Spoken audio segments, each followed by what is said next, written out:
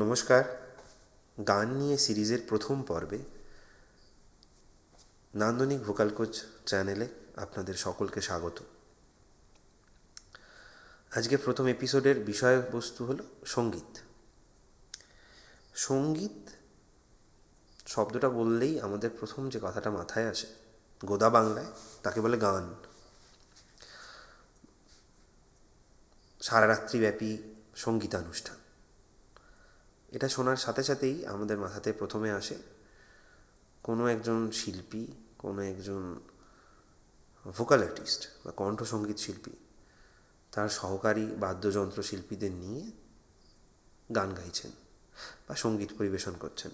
এখন সঙ্গীত শব্দটার মানে শুধুই কি গান?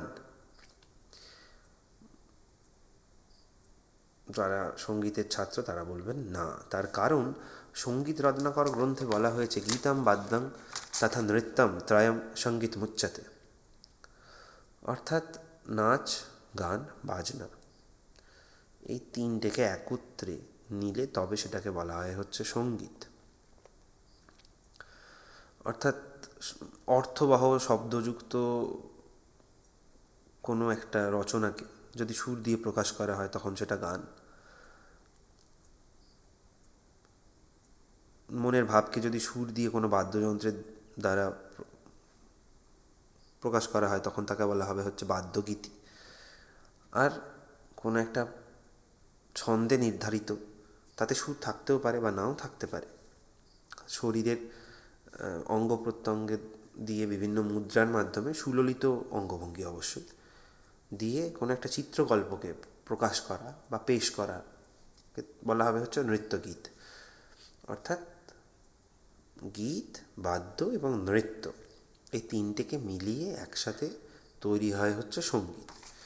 এটা তাত্ত্বিক আলোচনা, এটা আমরা যারা সঙ্গীতের ছাত্র তারা সবাই এটা জানি, কিন্তু আজকে আমরা এই এপিসোডে একটু চেষ্টা করব অন্যান্য দিক থেকে আলো ফেলে এই সঙ্গীত শব্দটাকে নিয়ে বা এই সঙ্গীত বিষয়টাকে নিয়ে বা সঙ্গীত বিষয়টার ওপর একটু সুলুক সন্ধান করা সংক্ষিপ্তভাবে। সঙ্গীত শব্দটি এটি একটি বিশেষ্য পদ বাংলায়, অর্থাৎ এটি একটি অনুভব করা যায় এরকম একটি গুণ বিশেষ। তো এটির আভিধানিক অর্থ হল গীতবাদ্য বা নৃত্য গীতবাদ্য।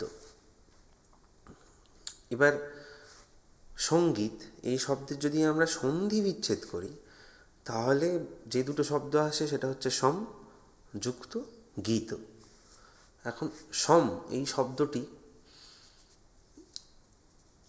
এটি মানে হচ্ছে সমানভাবে, অনুরূপভাবে, আর গীত এটি একটি বিশেষণ পদ যা গাওয়া হয়েছে, বর্ণনা করা হয়েছে বা কথিত বা চিত্রিত, তাকে বলা হচ্ছে গীত। মানে এক্সপ্লেন করা হয়েছে বা বর্ণনা করা হয়েছে সমানভাবে, তাকে বলা হচ্ছে সঙ্গীত। সন্ধি বিচ্ছেদ করলে তো অন্তত তাই দাঁড়ায়। তাহলে এই যে সমানভাবে বলা হচ্ছে, এটা শোনার সাথে সাথেই আমাদের মাথায় যেটা আসে সেটা হলো এটা একটা পরিমাপ সূচক শব্দ, অর্থাৎ একটা মাপ। তাহলে এই মাপটা কিসের মাপ? এই মাপটা কি শব্দের মাপ? এই মাপটা কি সুরের মাপ? এই মাপটা কি তালের মাপ? যাই হোক, তো এইখানেই এই এই শব্দটার মধ্যে থেকেই কিন্তু এই যে সঙ্গীতের মধ্যে গান, বাজনা, বাজনার মধ্যে তো তালবাদ্যটাও পড়ে, এটার একটা আভাস পাওয়া যাচ্ছে হালকাভাবে। অন্তত আমার ক্ষুদ্র বুদ্ধিতে তো সেরকমই মনে হয়েছে শব্দটার উৎপত্তি খুঁজতে গিয়ে। তো সে প্রসঙ্গে পরে আসছি, কিন্তু এই যে গীত এই শব্দটি, এই যে বিশেষণ পদটি, অর্থাৎ গাওয়া হয়েছে, এখানে যে প্রশ্নটা আসে সেটা হচ্ছে কি গাওয়া হয়েছে, কবে গাওয়া হয়েছে, কখন গাওয়া হয়েছে, যা গাওয়া হলো তাতে কি কথা ছিল নাকি শুধু সুর ছিল? মানে আমি ঐতিহাসিক দৃষ্টিভঙ্গি থেকে বা প্রেক্ষাপট থেকে বলছি। তাহলে প্রথমে কে এলো, সুর এলো না কথা এলো? এটা নিয়ে কিন্তু দ্বন্দ্ব এখনো পর্যন্ত চলমান, অমীমাংসিত। চার্লস ডারউইনের মতে স্বামী প্রজ্ঞানানন্দের রাগরূপ বই থেকে যেটুকু তথ্য পাই, চার্লস ডারউইনের মতে পশু পাখির যে সমস্ত মানে ডাক আর কি, সেই সমস্ত ডাক অনুকরণ করতে করতেই কিন্তু মানুষের গলাতে প্রথম সঙ্গীতের মানে গানের ভোকাল মিউজিকের জন্ম। এছাড়াও হার্ভার্ট, রুসো, এই সমস্ত যে দার্শনিকরা তৎকালীন পাশ্চাত্যের, তাদের কারো কারোর মতে পশু পাখিদের যে ডাক, সেই ডাকের উচ্চস্বরে নকল করতে গিয়েই কিন্তু মানুষ প্রথম গান গেয়ে ফেলে। তো এইভাবে কণ্ঠসঙ্গীত, কণ্ঠসঙ্গীতের ঐতিহাসিক প্রেক্ষাপট আমরা বলতে পারি এটা। এরপর যে বিষয়টাতে আসা যায় সেটা হলো বাদ্যের কথা। এখন বাদ্য মানে বাদ্যযন্ত্র। এখন বাদ্যযন্ত্র দু ধরনের হতে পারে, একটা হচ্ছে গীতবাদ্য আর একটা হচ্ছে তালবাদ্য। এখন গীতবাদ্য কোনগুলো? যেগুলোর মাধ্যমে সুর সৃষ্টি করা যায়। কীরকম? যেমন ধরুন বীণা, সেতার, সরোদ, এইগুলোতে আমরা কথা বলি সুর দিয়ে, এই সুরগুলো দিয়ে ভাব প্রকাশ করা হয়। আর রয়েছে হচ্ছে তালবাদ্য, যেমন মৃদঙ্গ, পাখোয়াজ, তবলা। তো বলা হচ্ছে এটাও একটা সঙ্গীতের অংশ বা অঙ্গ, সঙ্গীত সংজ্ঞা থেকে। তো পৌরাণিক মতে এই যে তালবাদ্যের সেকশনটা, পৌরাণিক দৃষ্টিভঙ্গি থেকে বলা হয় হচ্ছে শিবের যে ডমরু, সেই ডমরু হচ্ছে, সেই ডমরু থেকেই আর কি তালবাদ্যের সমস্ত যন্ত্রের উৎপত্তি। বীণা, সেতার বা এই ধরনের যে তার যন্ত্রগুলি আছে সেগুলো সম্পর্কে বিস্তারিত আলোচনা আমরা পরের কোনো পর্বে করব।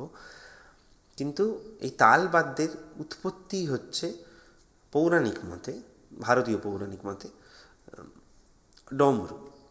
এবারে শিবের প্রসঙ্গ যখন এলো তখন এই তালবাদ্যের প্রধান বিষয়টাই হবে হচ্ছে তাল।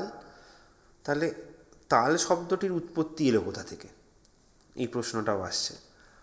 তাল শব্দের উৎপত্তি আসছে শিবের তাণ্ডব নৃত্যের তা আর পার্বতীর লাস্য নৃত্যের লা, অর্থাৎ তা এবং লা, তালা, এই থেকে তাল উৎপন্ন হয়েছে।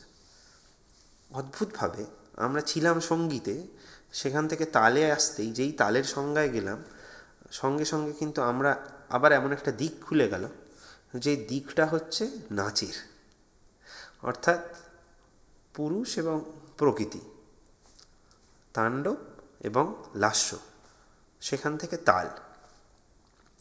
তাল প্রসঙ্গে মানে যখন ব্যাখ্যা করতে গিয়ে নৃত্যের প্রসঙ্গ এলোই, তখন আমাদের এবার প্রশ্ন তৈরি হয়, সেটা হচ্ছে যে তাহলে নৃত্য কী? সংজ্ঞা হিসেবে বলা হচ্ছে গীতবাদ্যে ছন্দের সঙ্গে অঙ্গভঙ্গির দ্বারা উপস্থাপিত চিত্রকল্পকে নৃত্য বলা হয়। এখানেও সেই ভাব প্রকাশ, অর্থাৎ গান হোক, বাজনা হোক বা নৃত্য হোক, সব কটাতেই কিন্তু ভাব প্রকাশটাই প্রধান। ভারতের নৃত্যকলা বইতে গায়ত্রী দেবী বলছেন সংস্কৃতির চতুরঙ্গ হল সাহিত্য, সঙ্গীত, চিত্রকলা ও নৃত্যকলা। এই যে চার প্রকারের নৃত্যকলা, ফাইন আর্টস, এর মধ্যে সর্বশ্রেষ্ঠ গীত বা গানকে মানা হয়। সে প্রসঙ্গে আমরা পরে কখনো আবার বিস্তারিত আলোচনায় যাব। কিন্তু প্রাচীনতম ললিত কলা হচ্ছে নাচ, এমনটাই অন্তত গায়ত্রী দেবীর বইতে আমরা পাই। তার কারণ গুহাচিত্রে এবং বিভিন্ন জায়গাতে দেখা যায় যে নাচের মাধ্যমে বিভিন্ন গল্প উপস্থাপন করে গেছে প্রাগৈতিহাসিক যুগের মানুষ। সেই জিনিসগুলো আবার এঁকে গুহাতে প্রতিস্থাপন করা আছে। এ প্রসঙ্গে বলে রাখা ভালো, এই যে তালবাদ্য, এই তালবাদ্য কবে প্রথম তৈরি হলো বা বাদ্যযন্ত্রের ইতিহাস কবে প্রথম তৈরি হলো, এ নিয়েও কিন্তু ঐতিহাসিকদের মধ্যে মতবিরোধ আছে। তো কোনো ঐতিহাসিকদের মতে হচ্ছে 40 থেকে 50 হাজার বছর আগে তৈরি হয়েছিল এরকম একটি, আয়ারল্যান্ডে খুব সরল একটি বাঁশি পাওয়া যায়, যেটিকে পাওয়া প্রাচীনতম বাদ্যযন্ত্রের নিদর্শন হিসেবে বেশ কিছু ঐতিহাসিক মানেন।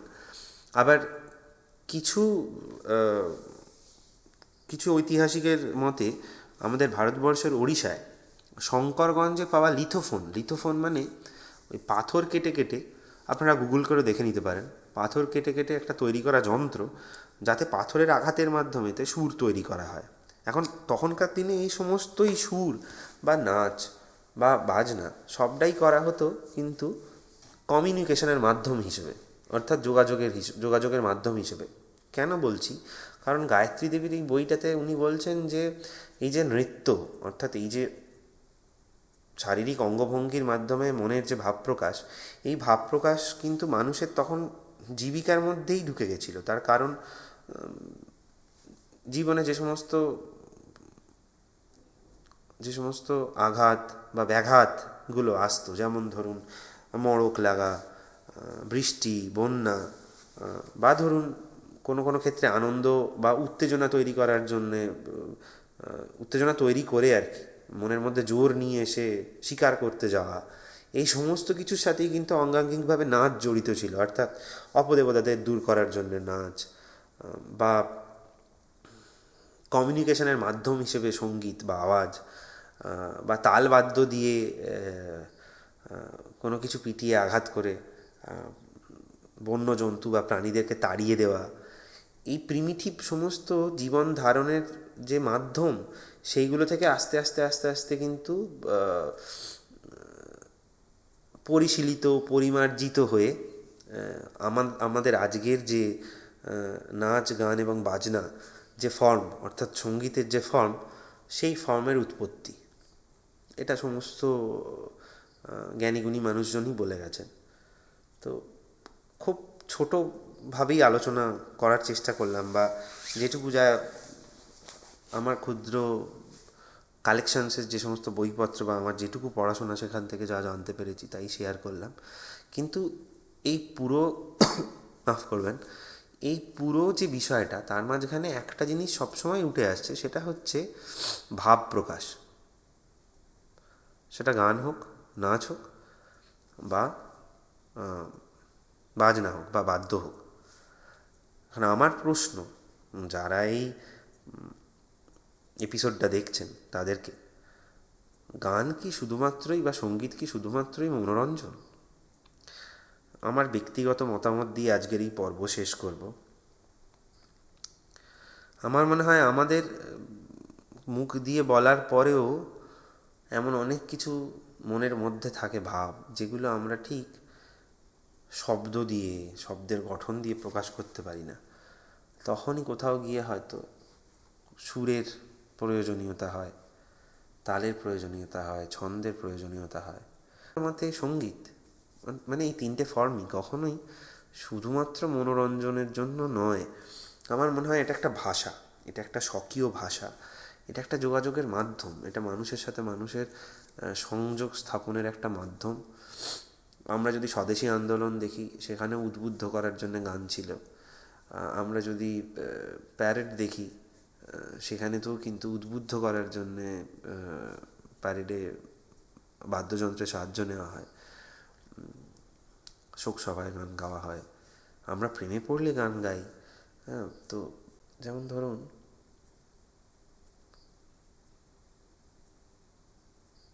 তুমি যে আমার, ওগো তুমি যে আমার, কানে কানে শুধু একবার বলো তুমি যে আমার। এইটা ধরুন কাউকে গিয়ে বলছেন, শোনো না, তুমি যে আমার, তুমি যে আমার, কানে কানে শুধু একবার বলো তুমি যে আমার। বোকা বোকা শোনাচ্ছে। এবার এটাই, তুমি যে আমার, ওগো তুমি যে আমার, কানে কানে শুধু একবার বলো তুমি যে আমার। এইভাবে যদি বলেন, আমার মনে হয় আপনার অভিব্যক্তি প্রকাশ এবং যোগাযোগ স্থাপন দ্রুত হবে। ভালো থাকবেন, সুস্থ থাকবেন। ফিরে আসছি পরের পর্ব নিয়ে। Till then, tata, bye bye, stay blessed, stay musical.